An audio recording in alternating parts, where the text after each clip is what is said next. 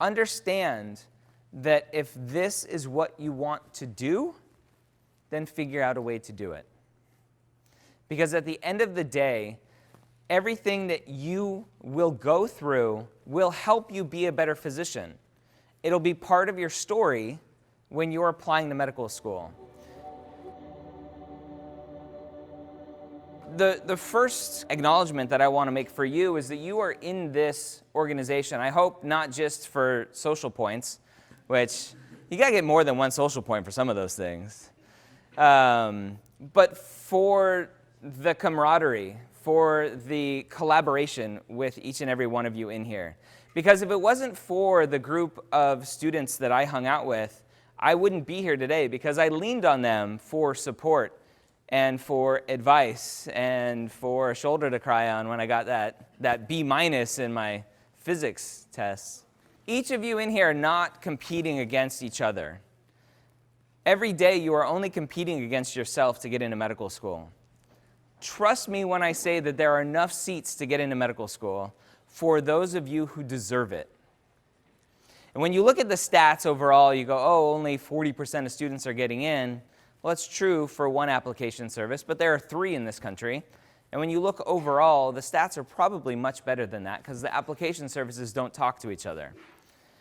But then when you actually look at the students who are applying and not getting in, there are some really terrible applicants out there. Right? Really terrible. They shouldn't be applying to medical school. And so when you see those stats, it looks very dismal, like, oh my God, you have to be a perfect student to get into medical school. And you don't. You have to be good enough.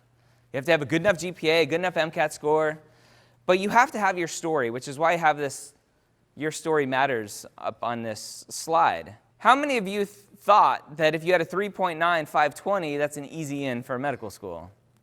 Right? So there's some hands. Good, raise them. Everyone should raise your hand, because that's what you assume, right? You're like, as long as I get a good GPA and a good MCAT score, I'm good. That's what I thought. When I volunteered at the hospital, right, when Shands was nowhere near what it is today, this whole hospital complex has just exploded since I've been here. When I was in school here, volunteering for me at the hospital, my clinical experience was sitting at the information desk pointing people to the elevator and to the gift shop. I didn't know any better. So there are students out there applying with 3.9 GPAs and 520 MCAT scores with 0 shadowing and 0 clinical experience, not putting hands on patients, talking to patients, interacting with patients, having 0 idea why they want to be a physician, but applying to medical school. And guess what happens to them? They don't get in. Medical schools don't want a perfect student. You can get a C in OChem. It's okay. Are we Orgo or OChem here? I forget. Orgo, thank you. All right. Depends on where I'm talking in the country. It's like soda and pop. You got to make sure.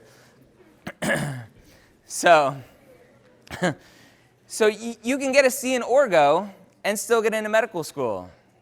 You can have multiple withdrawals and still get into medical school. If you want to go to medical school, then you can. There may be some of you in here who are going to go and have to do a post-bac.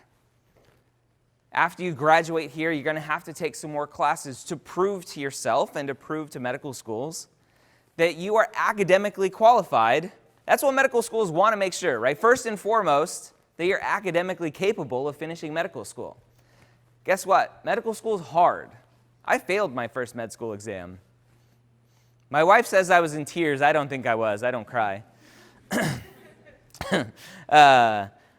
Medical school is hard.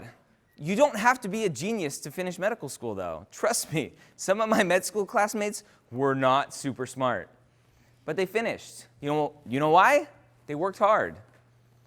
Medical school is at a whole nother level than undergrad, and I wasn't ready for it. I failed my first test. I figured out how to improve, and I got better. If you want to go to medical school, then you'll figure it out. So you may need to do a post-bac. Some of you may do a special master's program or a master's in some sort of science to improve your GPA. Some of you will have to take that 4-letter test once, twice, 3 times, 4 times. The MCAT, I hated that thing. I took the MCAT somewhere here on campus, way back in the day, back when it was still a written test on paper, 4 hours. You had to write an essay too. And I didn't get in. Let me rewind a minute and give you a little backstory. So I came here, 98, 2002, exercise physiology, exercise and sports science. Any exercise sports science in the house? Nobody? 1, 2. It's the best major on campus. Best pre-med major on campus. And wanted to be an orthopedic surgeon. Told you my whole spiel with the pre-med advisor. So I applied to medical school my first time around with my clinical experience being hanging out at the information desk. So somehow I got an interview here, and I interviewed at the University of Colorado, which I'm on faculty now. Didn't get in at either place, and come to find out, I was lacking in some things in my application. So I fixed those things and reapplied, got into New York Medical College on an Air Force scholarship, HPSP scholarship, and wanted to be an orthopedic surgeon the whole way through medical school, and applied for orthopedic residency through the Air Force, and the Air Force said, nope, you're not going to be an orthopedic surgeon, you're going to be a flight surgeon. I was like, oh, that's cool, I get to perform surgery on airplanes? They're like, no, that's a mechanic. So a flight surgeon is just a fancy name for like a family practice, general practice doctor for pilots and their families and other special kind of people in the Air Force. And so I was a flight surgeon for 5 years in the military, and I had started what is now kind of medical school headquarters of my podcast and stuff in 2012 just as a hobby, as just something to do on the side. And some health issues got me out of the military, and I decided to leave medicine, stop practicing, and go full-time into being a podcaster. So that's kind of my story in a nutshell. But in this process, I've talked to dozens of deans of medical school admissions and admissions committee members and students who have stumbled, gotten kicked out of undergrad, who have gotten DUIs, who have been arrested for various reasons, and all of them have fought their way back to get into medical school. And so at the end of the day, if you failed your test last week, if you're going to fail a test next week, if you're going to fail a semester, you're going to have to drop out a semester, understand that if this is what you want to do, then figure out a way to do it. Because at the end of the day, everything that you will go through will help you be a better physician. It'll be part of your story when you're applying to medical school. I was in Toronto in June at a med school admissions summit. How many of you have taken the Casper? Anybody taken the Casper yet? A few of you? Everyone who applied is like, I'm not going to pre-med AMSA meetings anymore. So Casper is a test that you take online when you apply. And it's a test that is super weird. And as long as you're not a psychopath, you'll be fine. So a few of you are kind of, uh-oh. I won't point it out. You know who you are. So they put on a conference for medical school admissions committee members and deans of admissions, and I was talking to a bunch of them, and they care about your story. They don't want the 4.0 520 MCAT student, especially if you've never had any adversity. If you have zero adversity in your life, it kind of sucks because it's like, well, should I go and get some adversity? Like, should I go get hit by a car and say, hey, look at my comeback? And go steal a car and say, I was arrested, look what I've learned. They want to see that you've been able to overcome whatever challenges you have had. And everyone usually has challenges they've overcome, some big, some small. And what you have done with what you have been given in life is important, and that's your story. Think about your story not just from the stats. Think about your story from when you first realized that healthcare was something that you were interested in? How many people are here because they like science and want to help people? Everyone, right? Guess what? I'm sorry to say that's not a reason to be a physician. That's kind of the foundational, kind of the base layer. You got Maslow's hierarchy of needs. I got to invent some sort of pyramid. Like helping people and liking science is the base. But you have to build on that. And you build on that through experiences, through shadowing, through clinical experiences, through the ups and downs of your life. And you figure out your story. Because when it comes time to applying to medical school, unfortunately, everyone looks the same. What stands apart, what helps you stand apart, is the way that you are able to tell your story. What was it about that experience with Mrs. Smith when you were volunteering, right? Changing her sheets or emptying her bedpan or whatever you were doing with that patient. What was it about that experience? I want you to start thinking about that now. Not just checking the box going, okay, I hung out with Mrs. Smith, now I can go watch the Gators play.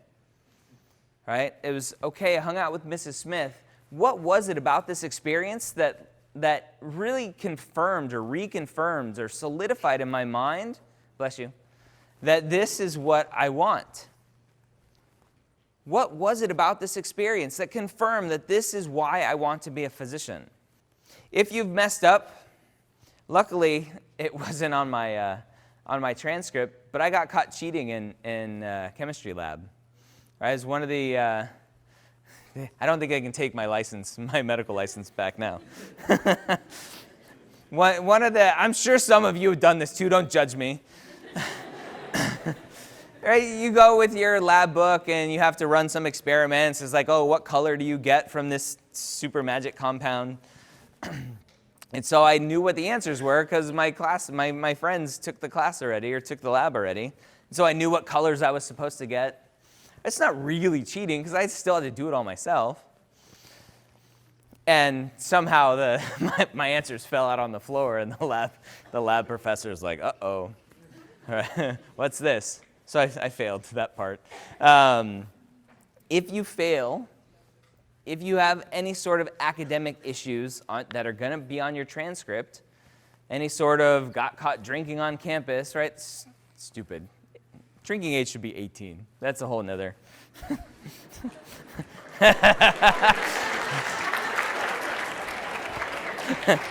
I'm done. All right. Now I know what I need to talk about. I talk to so many students who think their medical career is over because they got caught drinking on campus. I'm like, who cares? Who hasn't had a drink on campus? I had a student reach out to me saying, Dr. Gray, what do I do? I was caught cheating on a test, and this is what happened, and blah, blah, blah. And the student sent me what he wrote on his like academic issue, whatever it's called, on the application. And he wrote, I was falsely accused of cheating. And I was like, oh, dude, like that, you got to own up to it. If you got kicked out of school because you were cheating, I don't think that's falsely accused. So you have to own up to your mistakes. So no matter what happens, again, if you take only one thing away, besides you can drink at 18, well, you can't drink at 18, but you should be able to drink at 18. If you can take one thing away, it's that no matter what happens in this journey, go for it. Fix your mistakes. At any part of your journey, whether it's asking for shadowing, asking for a job, applying to medical school, further on down the road for residencies and jobs, when you get those no's and those rejections, it's not a no, it's a not right now. So keep pushing forward and keep going down this journey because it's an amazing journey. So I hope you enjoy this path. It's a long path, and I hope you do enjoy it. Don't look at getting into medical school, getting into residency as the end goal. You have to enjoy every day or else it gets really, really miserable.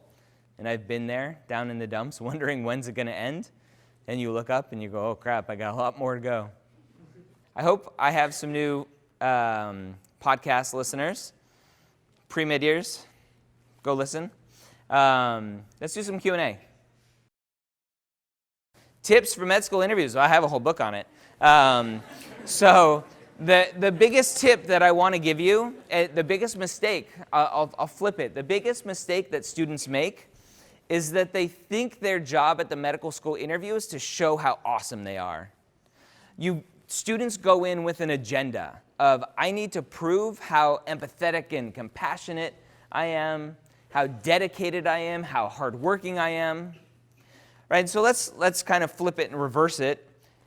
If I'm sitting there listening to you, going, oh man, she is so hardworking and dedicated because she just told me that.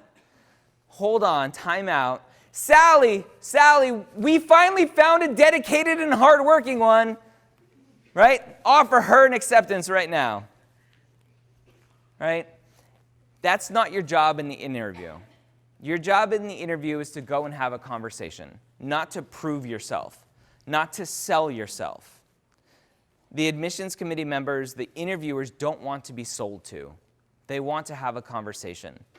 The biggest feedback that I get from the deans of admissions from their interviewers is that they'll walk out of a room and not know who the student is. Just that the student thought they had to prove something. So go in, treat it like what I call a coffee shop conversation.